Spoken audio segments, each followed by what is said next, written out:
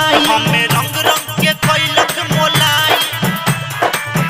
रहे पश्चिम टोला से हुआइल हमें रंग रंग के कैलक मोलाई रहे लंबा थोड़ा गोरा ले ले होलिया में कोरा रहे लंबा थोड़ा गोरा ले ले होलिया में कोरा तन काई दे ले हमके सखी लेके आइली रहे साथे टोला सखी रंग देला दोनों बम गोला सखी लेके आइली रहे साथे टोला सखी रंग देला दोनों बम गोला सखी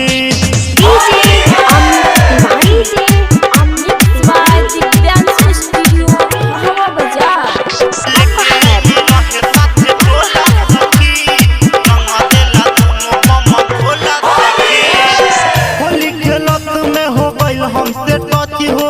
भैले लखम के जब भैले अलपत हो कह देले देहिया के हमारा अनस हो बकरी हो जो बना फेरले बहाती हो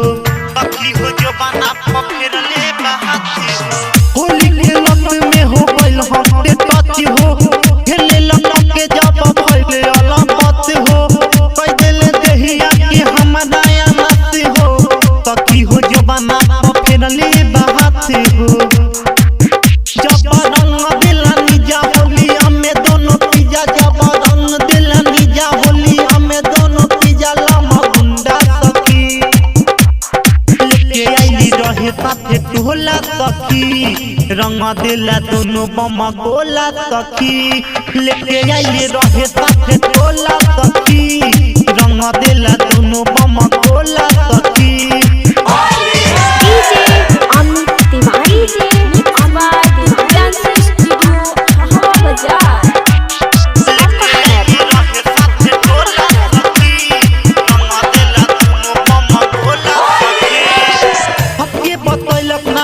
अकेला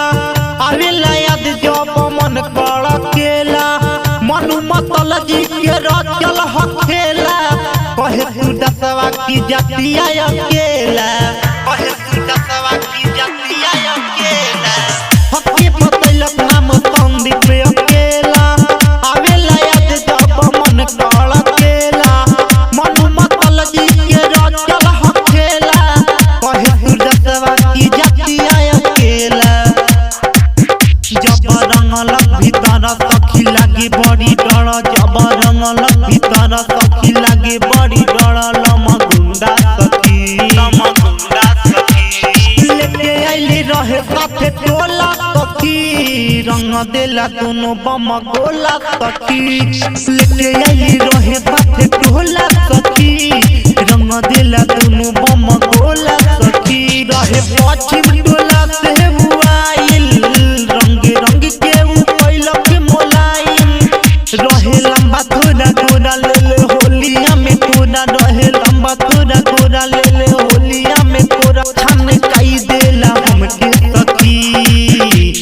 लेके आइली रहे साथे टोला सखी रंग देला दोनों बम गोला सखी लेके आइली रहे साथे टोला